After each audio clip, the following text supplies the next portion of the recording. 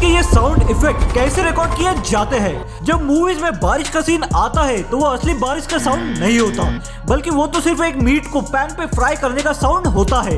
यकीन नहीं आता तो ये सुनो। नेक्स्ट, कोई ज़ॉम्बी इंसान को चबाता है तो इतना रियलिस्टिक साउंड इफेक्ट निकालने के लिए वो अपने माइक्रोफोन एक टमाटर खाते हुए बंदे के पास रख देते हैं।